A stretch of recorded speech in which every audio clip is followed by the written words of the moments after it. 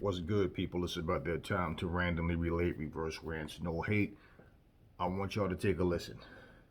Passed away this year. He's a very thoughtful young man. Let's get to Mark Regal. Vasily, you're a great champion, a courageous one. But what was the difference tonight? Я не знаю, я, честно говоря, думал, что по ходу поединка, половину боя, половину поединка, да, у нас где-то было равно, может быть, где-то он выигрывал на 1-2 раунда, но после второй половины я включился, и, в принципе, вторую половину я считаю, что я забрал. Я как бы хочу приехать домой, пересмотреть поединок, но я не согласен с решением. I think in the first half of the fight, yeah, he got more rounds than I did. But then in the second half of the fight, I took it over, and I was much better. But I wanted to go home and to review the fight to see it. I can't concentrate now much about it, but I did. Pause. Now, you heard what his response was. Lomachenko's response when they asked him, do he think he won the fight? Okay? You heard his response. I'm not agreeing with the scorecard. Vasily, do you believe you won this fight tonight? Да, на данный момент, да, я думал, что я выиграл. Ну, думал, что я выиграю, но результат есть результат, поэтому я с ним спорить сейчас не собираюсь. At the moment, I think and I thought, yes, I'm winning a fight, but the result is a result. I'm not going to argue right now. I need to see what's on the reviews. Vasily, again, you're a great champion. Where do you go from here?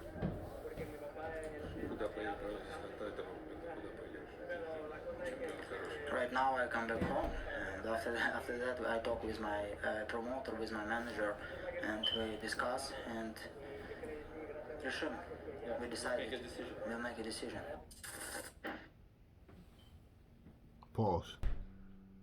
Okay.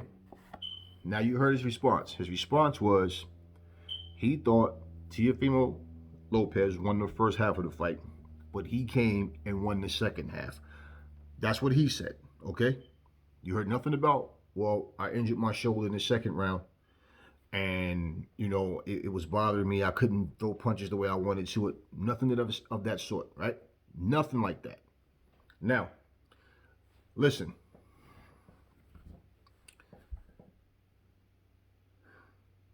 Lomachenko, you know, he's been saying that he's not acknowledging Lopez as the champion. He said that, you know, and his trainer said that he had an injured shoulder and that the injury was re-aggravated in the second round. Now, let me say this. When you have an injury, okay, that it affects your performance, you as an observer can see something's not right. He's not using his right hand.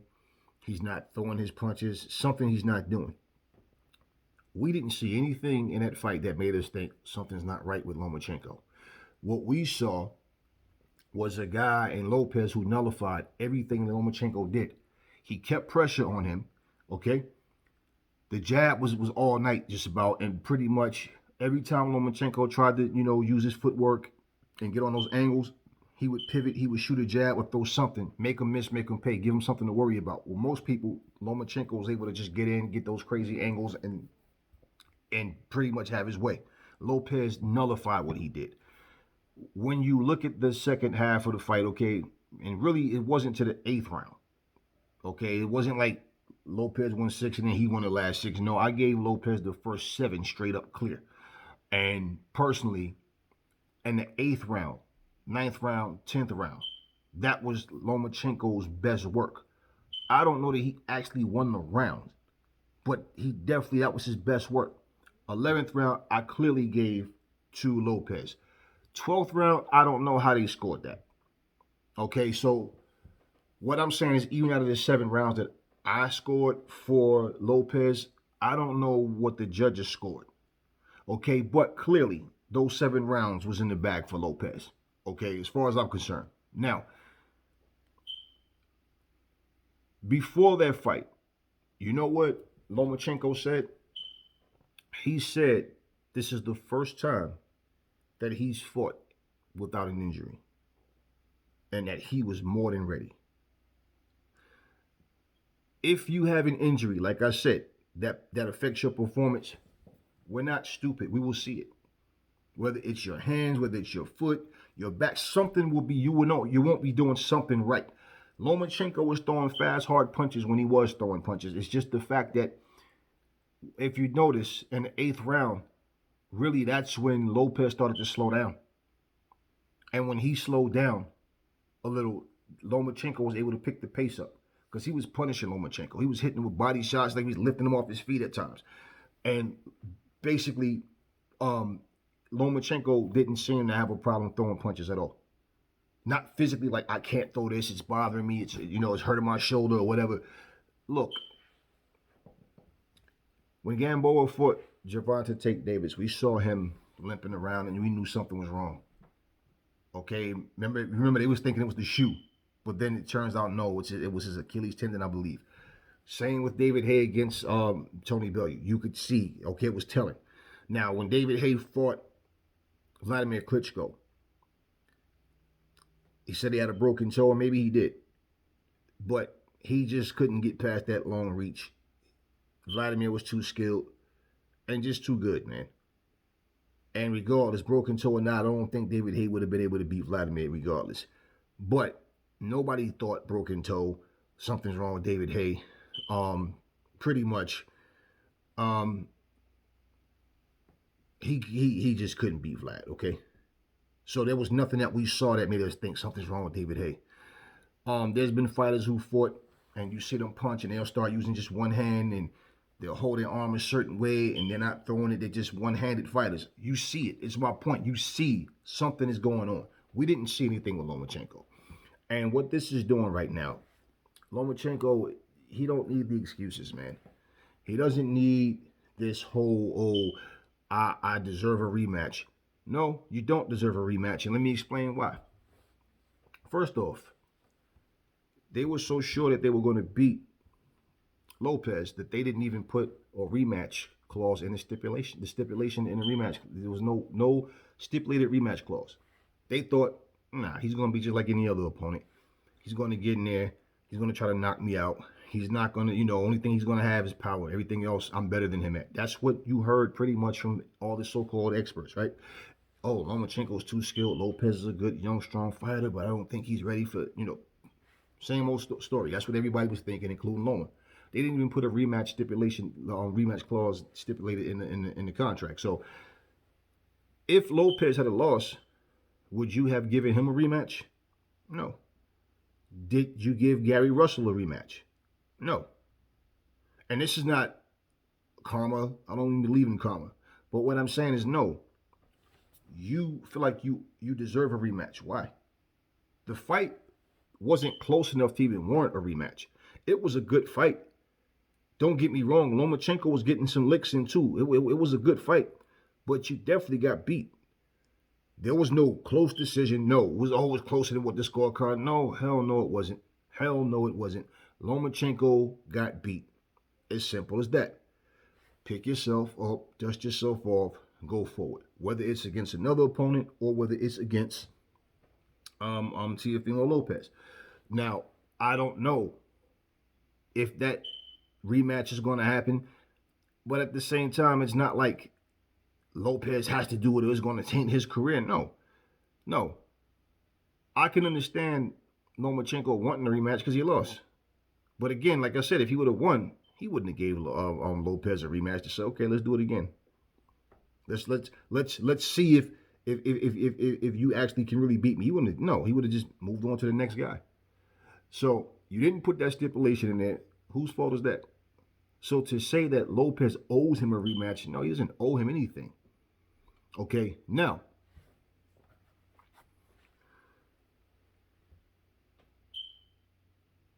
not one time in the corner, and I watched that fight like 7 times already. Not one time in the corner did you see them massaging his shoulder, icing it, doing anything to it. Not one time did he mention to them, I re-aggravated my shoulder injury. Nothing. And his reasoning, he said, and his reason for believing he won is because he took over the second half and he was in control. No, but that's what he said he believes. Nothing about his shoulder. It's the same thing with Manny Pacquiao and Floyd Mayweather. You're throwing fast, hard punches, but Floyd was nullifying everything that you was trying to do, and you wasn't able to get off because of your opponent. Not because of an injury. At the end of the fight, Pacquiao raises his hands, goes over, get up on the rope, does all this. If you have a torn rotator cuff, you're not doing that. And he comes to the post conference with a sling on his arm. Like, come on, bro. Stop. Okay, and you know, the thing about that is, now it's like when people lose, it's excuses. It's excuses. I'm gonna get into something else in a minute, but let me say this. If you had an injury, you would have made it known to your corner. You would not have just kept it to yourself. And if they have to ask questions just because whatever your injury was, it wasn't showing in the fight. There was nothing that you couldn't throw punches. You just couldn't. He nullified what you was trying to do. And when he started to get tired and slow down a bit, that's when you started to pick the pace up. That's all that happened. Now, to the guy, you know whose channel we were on. You drop by all the time and you check my channel. You don't leave comments most of the time. Most of the time you'll DM me or we'll kind of chat on the other channels. But why I told you what I said, let me bring this to my family so, okay, I can make this point understood. The comment, okay, that a certain person with a certain ego, not to say any names, and only because not because I care, because I don't have a filter. If I'm gonna say a name, I'll say it. But I don't even feel like even giving any attention to these people for something this petty. The comment was made was that Lomachenko is lying about his shoulder. I agree. Now, if he hurt himself in that fight, again, it didn't show. But this is why I don't want to hear this from these particular individuals. Every chance that these people get, they bring up Deontay Wilder's name when Deontay Wilder has nothing to do with what's going on in the ring. Okay, if we add Deontay Wilder to the mix, he's a heavyweight and there's 3 people in the fight. I didn't see 3 people in the fight. I saw 2 guys fighting each other. What does Deontay Wilder have to do with this situation? So here was my point. These same people went all out of their way to try to find dirt on Lomachenko to prove him wrong. And no matter what you say, no, Lomachenko's lying, nothing was wrong with him. And they basically, we got proof that he's lying because he said blah, blah, blah. Now, they are telling the truth about him saying that he was injury-free. I heard the same thing come out of his mouth. We all heard it, okay? Leading up to the fight. But these are the same people that went out their way to make up lies for Deontay Wilder, to make up lies against another fighter to say a fighter cheated, and anything someone says on Deontay Wilder's behalf, they're telling the truth.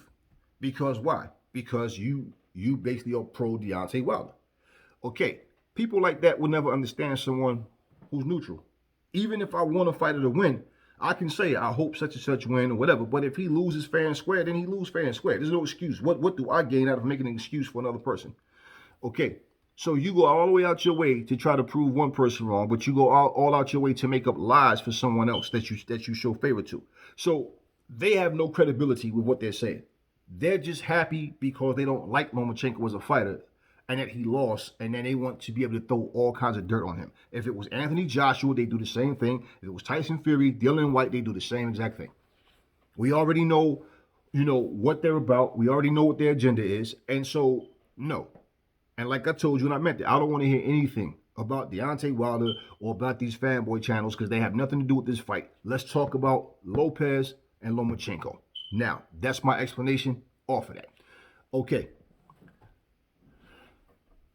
On to the next thing, okay, which is similar. We're talking about Dillian White fighting Povetkin. Dillian White,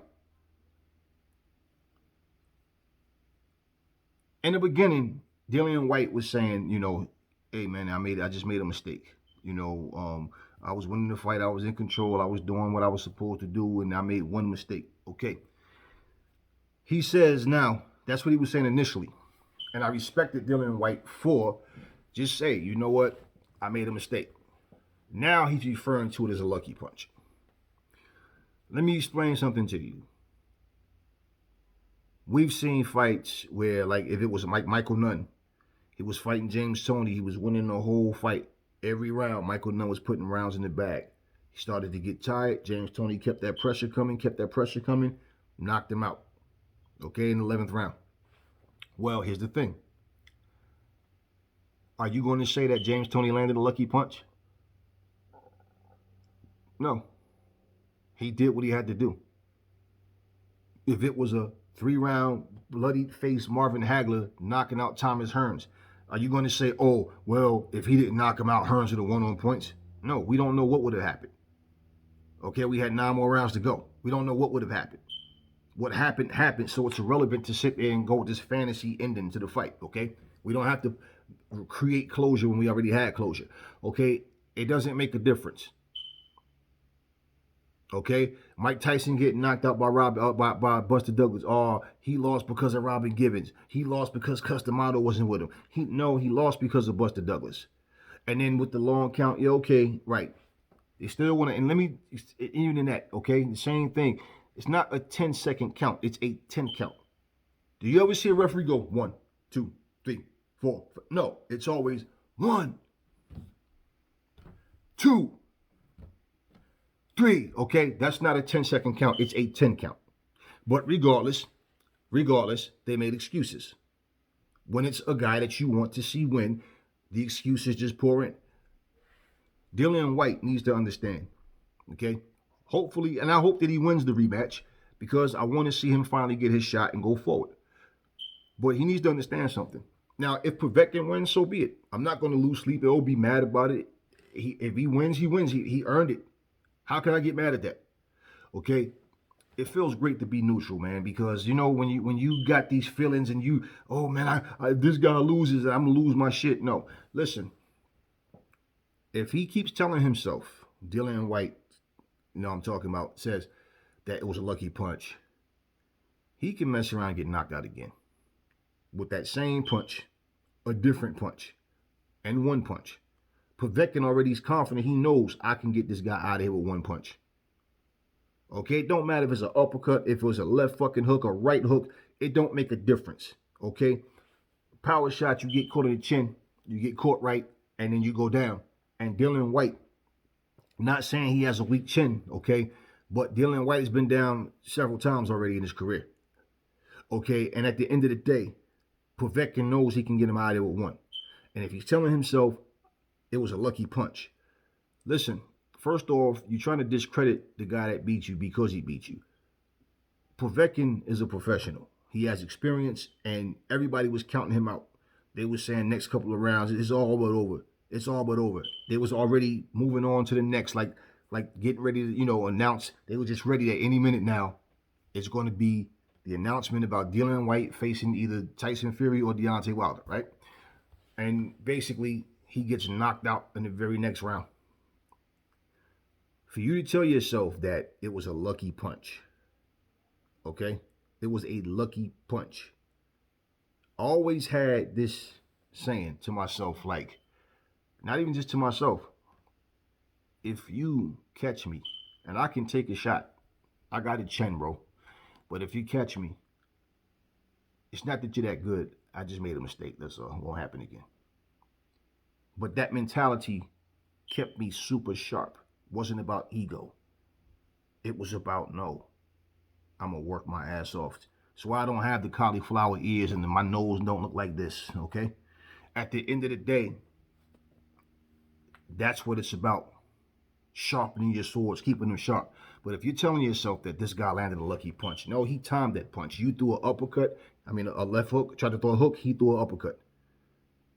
He caught you, he countered your punch with the right punch and he timed it and he got you out of there. It can happen again. Now, everybody that's saying, oh, he's going to steamroll through Povetkin, he's going to, we'll see. I can't call that. I'm not a deity, okay? I'm not a mind reader. I'm not Professor X. I can't get into your head and know what you're thinking or what. I can't predict the future. Okay, I can give my opinion and say who I think is going to win, but in this situation, I'm really like, you don't know.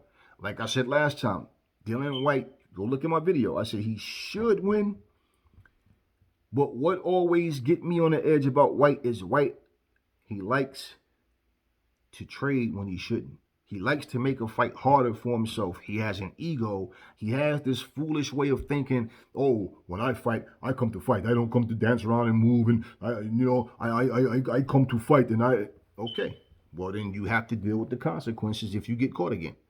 And it's his own mindset is that's his own worst enemy in a fight game in that situation. Because who's telling you that you're less of a fighter if you learn to fight on the back foot?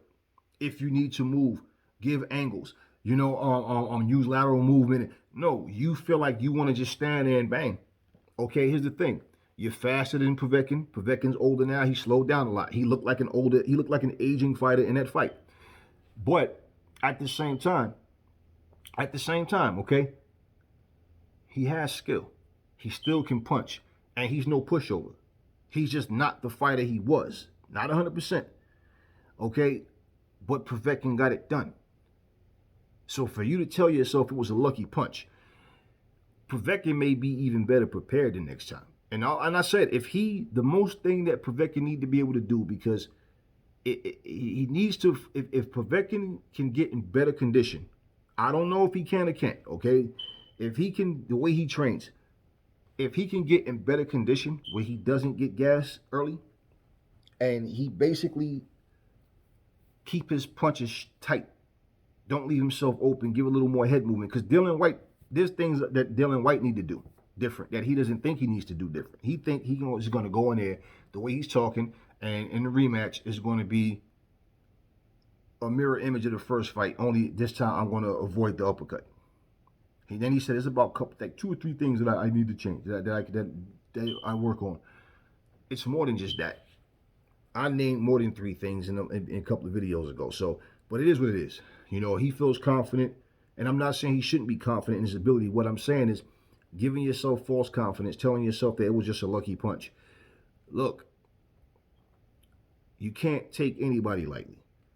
If I was fighting a guy 0-49, I'm going to fight him like he was 49-0. I'm going to prepare for him like, no, it's the other way around. That's just what you do. You hear sayings like you box a fighter, you fight a boxer. You go in there to win. If you're going in there, what's the purpose of working on a game plan just to get in the ring and then fold when things go wrong? Now, it's one thing, like he dropped Povetkin twice, but Povetkin got back up. Okay, so what adjustments you need to make when you're losing a fight, whether you get dropped or whether you're getting beat on points, that's what you need to do. So to have a mindset like I'm not going to go and dance and move and, hey, fine. But whatever you need to do, look at Evander Holyfield. Evander Holyfield liked to come in and trade. But then there was certain guys he fought that he would mix it up and give them different looks. He'd get on his toes if he needed to. And, because you can't fight everybody the same way. Dylan White fights everybody the same exact way. And basically, he's only hurting himself if he thinks that he can go in there and just stand and bang with everybody. When it doesn't work out for you, and like I always say, when you only have 1 gear, and then your opponent might have 2 or 3 gears, and in this situation, Povetkin only has 1 gear. But he has that one thing that Dylan White got to watch out for, and that's that punching power. And he has it in both hands. Now, off of that, on to the next thing. Look, there's a video, and it's like amazing to me how people can be so one-sided. Roy Jones is looking sharper. His speed is looking back. He's looking more coordinated. He's looking like he's getting definitely in better shape. He's throwing 5, 6 punch combinations, 3, 4, 5 punch combinations, and he's looking sharp. Okay. Now, of course, he doesn't look like the Roy Jones of his prime. I shouldn't even have to say that. Also, I saw a video of Mike Tyson. Let me just tell y'all something. When you edit a video, okay, you can edit that video and make it, and they can make just show. You remember those little 15-second clips he was giving us, and we was people, oh, yo, did you, Mike? Yo, it's like the Mike. Oh, yo, Mike is more focused now. See, Mike is more focused than when he fought McBride and the other guy, Williams. Oh yeah, this Mike is definitely back. He's more based on what? Because you saw him hit mitts. Mike's style, you know, he still has some hand speed. He's, you know, we saw clips. Okay, those videos were designed, okay, to make the little packages, little video packages of his return. Mike Tyson looked vicious in training before he fought Danny Williams, before he fought McBride, before he fought Lennox Lewis, before he fought Buster Douglas. Mike always looked vicious in training, okay? It's different when nothing's coming back at you, though. We have not seen one video of Mike Tyson sparring to know what Mike looked like. So for people that saying Mike is back, he's focused, he's refocused, and he's much better now because, okay, whatever. I don't know how y'all just reach in the air and grab nothing, because basically all I've seen was some hit mitts. Now maybe for a lot of you, because you guys don't box, train, or do any of that, it might look super impressive because you yourself can't do it. But for somebody that trains, that spars, that fights, that does this shit, you get it's a feeling you get being around it. You get that you can sense things differently, okay? It's just like it's a lot like driving in the car with someone every day, but you've never driven a car before. Yeah, it looks simple. Just turn the wheel, right? When you want to go left, turn left. You want to go right, right. When you want to stop, you hit that long, yeah, that one, that's the brake, right? And the one that goes up, okay, that's the accelerator, yeah. And you watch the lights, and yeah, it looks simple. Until you get in the car, what happens? The nerves are there. You know, you don't want to crash. You're trying to be careful. Simple. Now, when you become a good driver, you know it, but guess what? Does it make you a race car driver? Does that mean you can go out there in the Indy 500 or whatever? Can you go out there, NASCAR and all that? No. No. And guess what? You learn. The better you become, you start to realize, I can do the same thing that person can do. But when you haven't got to that level, everything looks impressive from someone else. Just like myself, I like to draw, okay? I'm not the best artist in the world, but I don't compare what I do. I just draw as a hobby. But I never learned the basic fundamentals of drawing. Nobody ever taught me I had to pick up certain things later. So you can call me a late bloomer with that, okay? But I never learned, I draw this line, this stuff. I used to just imagine stuff in my head, or I would look at stuff and then I would draw it, or I would imagine it in my head. And after you mess up so many times, I do it light. So when you erase it, you know, I'm saying it's a process, man. So I would never say, oh, I'm the best artist in the world. I don't even compare myself. But there's people who I know I can draw better than them. But there's many people, I just look at their stuff and I'm like, man, that's amazing what you just did. I love that painting. I love that drawing or whatever. That's what I'm saying. So people have always been mesmerized by what Mike has done. Mike has had a great career. But listen, as far as him fighting Roy Jones, fine, no problem. Whoever he decides to fight, you know, he's his own man. You know, we know what we're putting at stake, what's at risk when we get in that ring. We already know what that is. Mike Tyson, okay, from what I'm hearing, is saying he wants to fight for the world championship. And I said, I'm not even going to go into this and get into these videos because I've heard all this before. And Mike Tyson never said anything about coming back to fight for the world championship. Mike Tyson was talking about doing this for charity. Listen, in this video, Mike looks stiff. He looks stiff and flat on his feet. That ability to get in, and no, it's short-lived. Okay, the difference with the thing about Roy Jones is, you know, they're both older now. And, you know, Roy Jones, one of the best things he had, too, with his arsenal was his legs, because he can get in and get out how he needed to. And Roy is more flat-footed now, but Roy is still explosive. But Mike looked stiff. He looked really, his age shows now. Okay? And this is not an edited clip where they just put that little video package and then he looks at the camera and go, I'm back. No, that's done to make you go, oh shit, you saw that?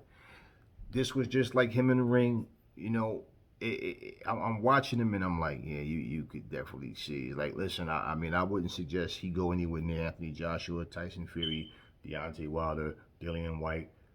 Joseph Parker, any of those guys. Stay with your Legends League, Mike. Get in there with Roy, and then get in there with Shannon Briggs, or however you're going to do it. But, I mean, you do what you got to do. But I would keep Mike Tyson as far away. Well, it is what it is. But you guys don't get gassed up. His age is showing. It's just showing. I believe the video is up on Fight Hype. It's a couple. I've seen the video on 3 different channels. Fight Hype was one of them. So if you didn't see it, you can go in there and check it out yourself. Mike looks really stiff, and you can see his movements is not the same. And to be honest with you, from what I've seen from Roy can catch him. Roy can easily catch Mike. You know that shit Mike does coming in with the peekaboo shit, and he rolls under and he comes side to side. And Mike doesn't have that. Listen, when he comes in, he throws the same exact combination every time. One, jab, uppercut, boom. Hook to the body, hook to the head. He does the same shit. He does the same shit and doesn't have blinding hand speed anymore. He's fast enough to get, shots in on just... I'm not trying to sit here and brainwash myself to believe that he's going to beat an elite fighter. Not to toot my own horn, but, man, I'm undefeated with these predictions so far. So, I'm just saying, though, it's common sense, man. All that, the last thing that goes your power, he has a puncher's chance. It's always the same old. And, yeah, it's true that fighters can have a puncher's chance, but at the same time, look, let's just be realistic, okay? These guys you train every day, keep your body in the best shape that you possibly can, and you're going to let a guy who's way past his prime, when he was, even in his 30s, to come in at 54, all of a sudden he's just, like he's reborn as a fighter. Mike, you don't want to see people get seriously hurt, okay, whatever age. And like I said, what's at stake when you get in there. I didn't even dig into these videos, but I saw several videos with the same title, and I just said, I wasn't even interested, because every time I've heard that in the past, Mike is talking about doing this for charity. Mike is not talking about climbing in there, fighting the goddamn Anthony Joshua. And if he did, he's talking about an exhibition for charity. If Mike Tyson, first off, and you guys really think about what you're saying. You're talking about politics in boxing, right? You're talking about the dirt in boxing, but then you think that it's okay for namesake that Mike can just come back, get into the sport, and then just leapfrog over everybody who's been here busting their ass to try to get that spot to become world champion. And because he's Mike Tyson, he's supposed to just go in there and leapfrog over everybody and get a world title shot? When you got a guy like Dillian White who's been blackballed for how long now? And regardless, no, that's not how that works. And to be honest with you, let me say it, okay? I'm going to say what other people are afraid to say. Mike would get knocked out cold by any of those type guys. Mike would get destroyed. It's not there anymore, people. I watched him, and I'm watching his movements, and I'm like, nah, it's cool to see the legends come out and put a show on. That's cool. We don't need to see Mike leave in a stretcher, end up with a coma. We don't just for what? Because you guys are so greedy that you can't leave well enough alone. If Mike was your fucking father or grandfather's, you wouldn't be wanting Mike to jump in there. You'd be worried about his health. But because it's Mike Tyson, you guys think that he's invincible when he was never invincible. He's human like everybody else. Okay? He was a badass at one time. And even though he tries to keep that mentality, you want to know something? It's not there anymore. Okay? It's not there. So don't get so hyped up because he looks good hitting mitts. Like I said, there was nothing coming back at him. We haven't seen one sparring session. Okay? I'm sure he is sparring, because he has a fight coming up with Roy.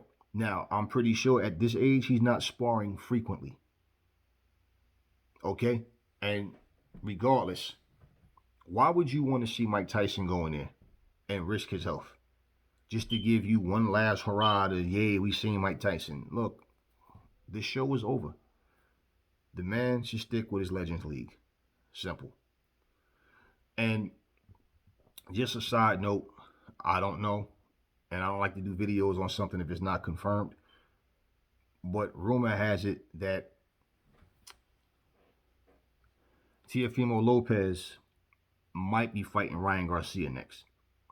Now, I saw an interview with Devin Haney where he, said that him and Lopez is on, they FaceTimed. and they basically were talking about some things, and then when they asked Devin Haney what were they talking about, he said, well, what we talked about, it's gonna stay between me and him, but we did talk about putting the fight together between the two of us. So that's something that we definitely want to see as well. I wouldn't be mad if he fights Ryan Garcia first, because that's another great fight. But definitely we want to see him and Haney, him and Tank Davis. Yeah, I mean there's fights out there. You got the Luke Campbells of the world. There's fights out there. At 140, you got Josh Taylor. You got Ramirez. It's some great fights out there that we can see. But that's the rumor. So I don't know if that's true. And of course, when I find out, hey, once we get enough information to really talk about it, then we'll talk about it. Anyway, look, this is all I'm going to say on this video. Hope everybody's in good health. Hope everybody's able to eat, feed their families, financially straight. It's been tough. COVID has been kicking people's ass. I had something that I had to accomplish, which I just did. I was taking classes, and so going forward in the right direction to where now it's just another accomplishment, another notch under my belt. I was fortunate to not be out of work during this COVID situation, and I know a lot of businesses closed down, small and big. So it's vital that people put themselves in a position to try their best to be able to have more options. I know a lot of people, like, just example of a person was doing construction work for years. They have this mentality like, oh, every job that I look for has to be construction because that's my field. Sometimes you have to change your line of work, and just knowing how many people are out of work. Even right now, you don't hear it as much. People are still talking about stay home. If you have to, stay home, because of COVID. But bills are still coming. You can't pay bills and feed your family with hopes and dreams. So, we all doing the best that we can. I'm just feeling real blessed, and like I said, man, I'm a go-getter. So I'm not going to wait for anybody to hand me anything. You go out, you do what you have to do. You just keep getting experience with different things, get certified for different things. You can do entrepreneurial work, become your own boss. Whether you do it on the side, whether you go into it full-fledged. I always tell people this, right? When you do have skills to work for yourself, right? Imagine if you worked as hard for yourself as you do for other people. When you go punch a clock and you got a manager telling you do this, do that, right? So imagine you working that hard for you. So, I just hope everybody is in a good space and is in a great space and is not affected by COVID. If you was, hopefully that you rebounded. I know some people that had COVID. I know some people that died from COVID. So it's, I've been in my box. Me and my family's been away from pretty much everybody. Just, when I'm working, I'm masked up. When I go into a store, mask, everything, mask. So just hope that everybody is like I said, is in a great space. So it's more important things that's going on in this world other than just talking about, boxing, and that's entertainment, and that's something that we into. And, I enjoy it, but just wanted to, get that out there. Thanks for the people that was supportive of, I didn't specify what I was going for, but just know that I accomplished it. And that's all I'm going to say in this video. I will catch y'all on the next one.